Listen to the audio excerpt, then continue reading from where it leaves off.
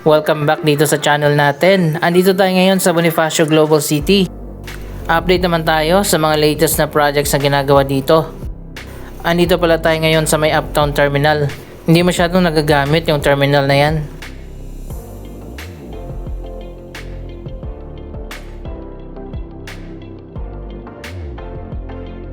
Andito tayo sa bandang dulo na ng Uptown Bonifacio sa north ng BGC.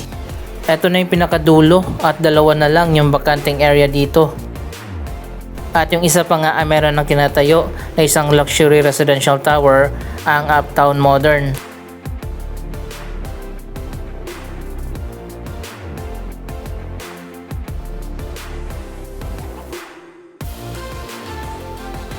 Last year ay natapos na nga ang pinakabago na residential condominium dito sa may Uptown Bonifacio. Iyan ang Uptown Arts Residences.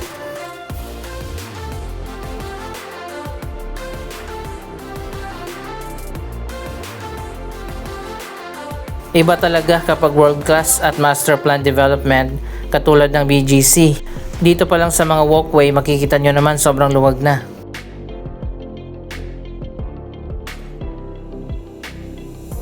Ito pala yung harap ng Uptown Arts Residences.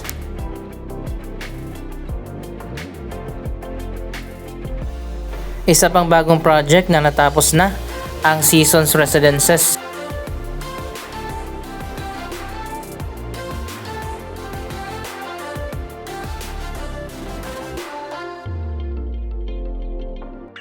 Ito na nga, tapos na ang ika-4 na tower.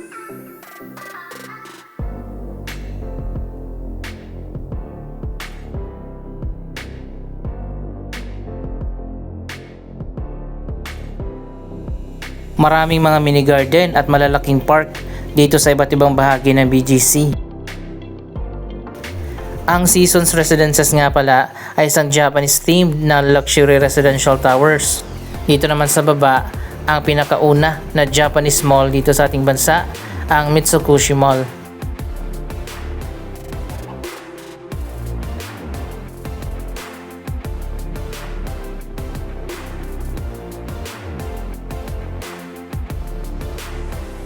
Kung pupunta kayo dito sa may Uptown Bonifacio, ang Mitsukushi Mall ang isa sa dapat nyong puntahan. Para ka na rin pumunta ng Japan, meron dyang Japanese food, Japanese brand at products at marami pang iba.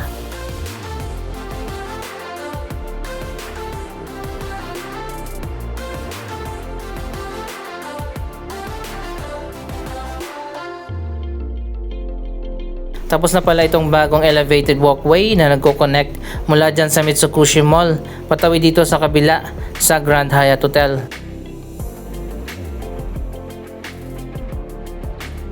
Alam naman natin na napaka-expensive dito sa BGC, pero meron dito mga lagusan na papunta sa mga lugar na pangmasa. Dito sa likod ng Mitsukushi Mall meron ditong tinatawag na butas o lagusan. Nasa likod lang ito ng Grand Hyatt Hotel. Dito kayo pumasok. Ayan, ito yung daanan papunta dyan sa mga kainan. Ang BGC kasi ay napapalibutan ng mga barangay. Meron ditong ilang mga access katulad nito na papunta sa mga barangay na nakapalibot dito. Usually dito kumakain yung mga nagtatrabaho dyan, mga empleyado, sa iba't ibang mga opisina at mga hotel at mga condominium. So ayun guys, pagpasok mo dito ay barangay na. Marami ka na dito na mabibilhan at makakainan na pasok sa budget. Nagsisilbi din ito na shortcut papasok at palabas ng BGC. Alam nyo ba, meron pang isang bagong lagusan na binuksan doon sa may west area ng BGC. Yan ang pupuntahan natin, tingnan natin yung bagong daanan.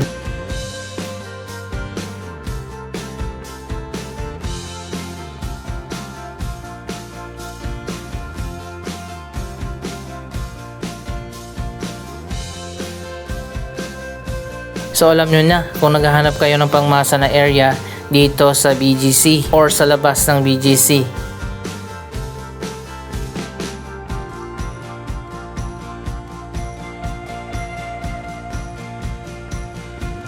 Ayan na nga, nakabalik na tayo dito sa syudad.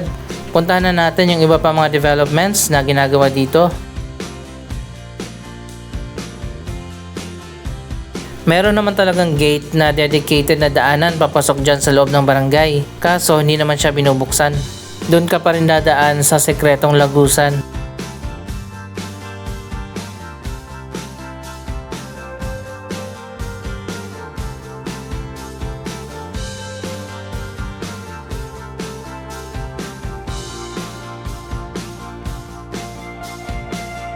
Dito pala tayong mag-explore ngayon dito sa north hanggang sa west ng BGC. Marami pala mga bagong projects na tinatayo dito. Naalala nyo ba yung na-feature ko nung nakaraan na may binuksan dito na bagong street, ang 7th Avenue Extension.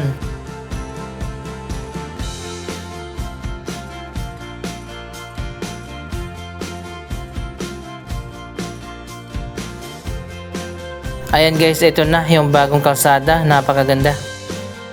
Na-demolish na ngayong dating building na nakatayo dito at ngayon ay hinati ang malawak na property. Dito sa kabila, meron ng tinatayo na bagong project.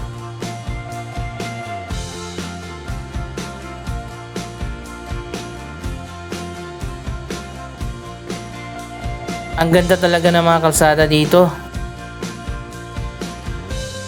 Dito sa kabila din pala, mukhang may bagong project na rin na itatayo.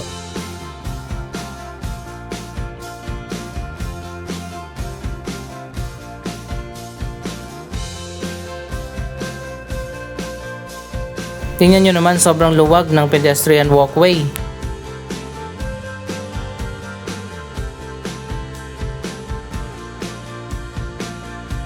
Ito pala yung bagong kondo ng Ayala Land, ang Park East Place.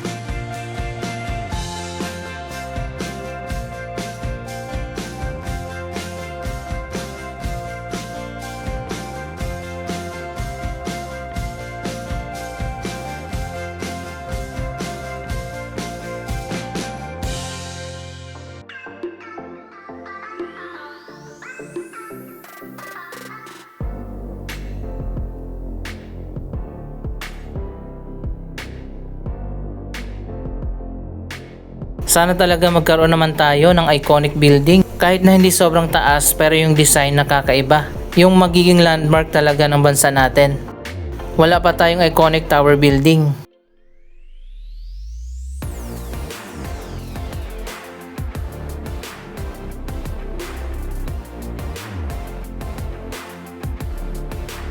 Meron naman sana kaso puro drawing lang, walang natutupad. Nakakancel yung project at hindi natutuloy.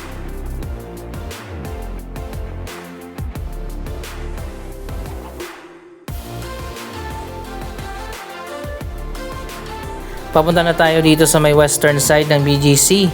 Isang bagong building pa lang itatayo dito, ang Amani Tower.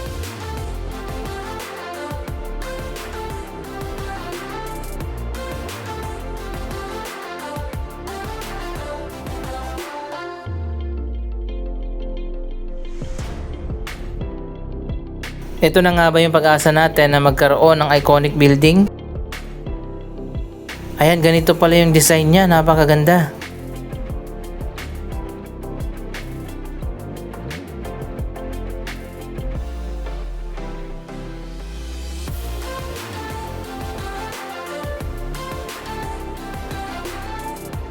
Ongoing na ang construction ng Amani Tower. Dito yan sa gilid ng St. Luke's Medical Center along 32nd Street.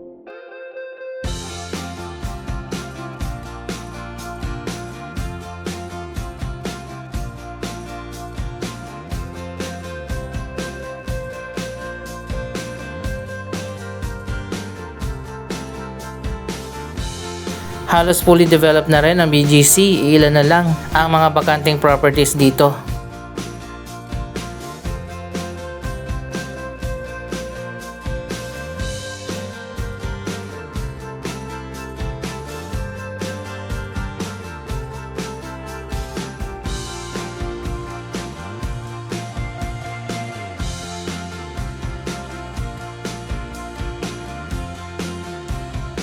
So ayun guys, meron tayong nakita dito, parang terminal.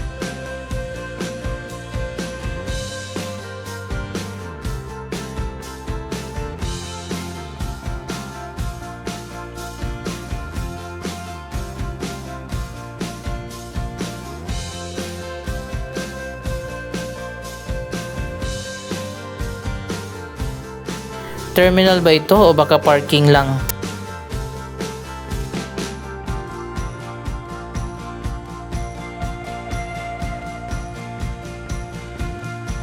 Ayan, makikita nyo naman mukhang bago pa lang natapos ito.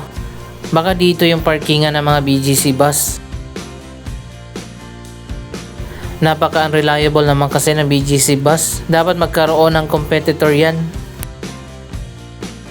So ayan na nga, ito na. Binuksan na pala itong bagong lagusan.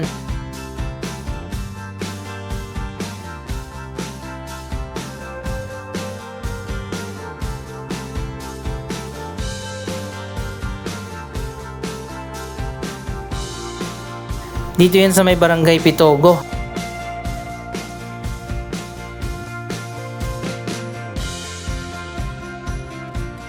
Ayan, may bagong shortcut na naman guys. Akit tayo dito, tingnan natin. Bagong bukas lang pala ang daanan na ito. Ayan, pagpasok mo dito, nasa likod ka ng school.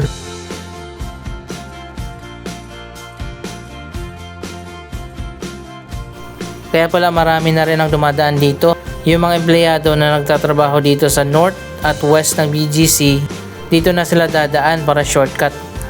Mula dito siguro pwede ka na mag-tricycle papuntang Guadalupe.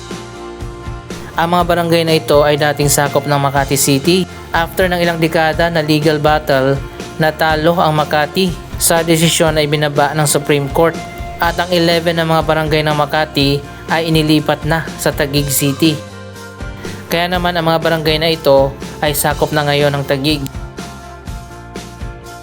Maswerte pala ang Taguig, nakuha nila yung 11 na mga barangay na na-develop na, meron ng mga negosyo.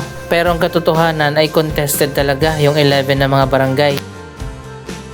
Ayan, balik na tayo dito sa Lagusan. Yung mga ganito palang daanan ay may takda na oras lang. Ibig sabihin hindi ito 24 hours. Pag sa gabi, sinasarado na ito. At sa umaga na ulit bubuksan. Mahina ang claim ng Makati City sa 11 na barangay, kaya naman nanalo ang Taguig sa kaso.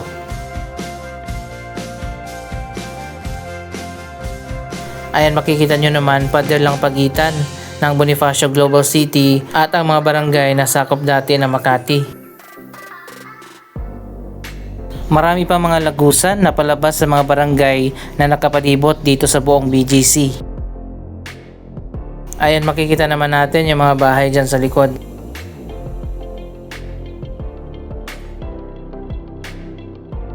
Ito pala yung garden in the city. Nagtatanim sila dito ng iba't ibang mga gulay at pwede kayong bumili pala dito.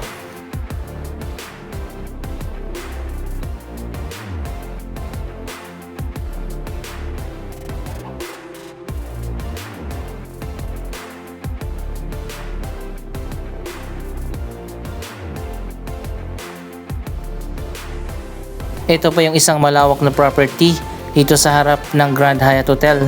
Pero hindi na siya for sale, ibig sabihin may project na itatayo dyan.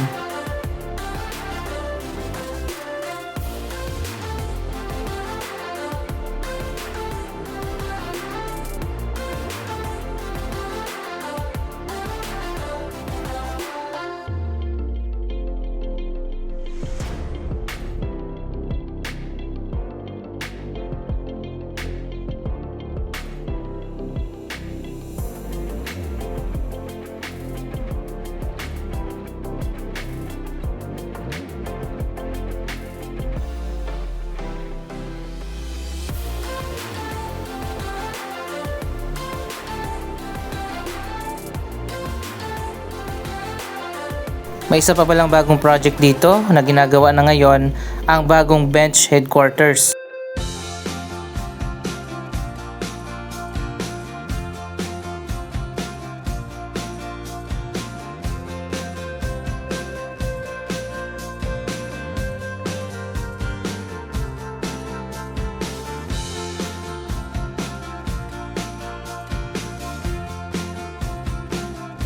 Anong masasabi nyo sa mga latest na development dito sa BGC? Mag-comment lamang dyan sa baba ng inyong mga reaksyon.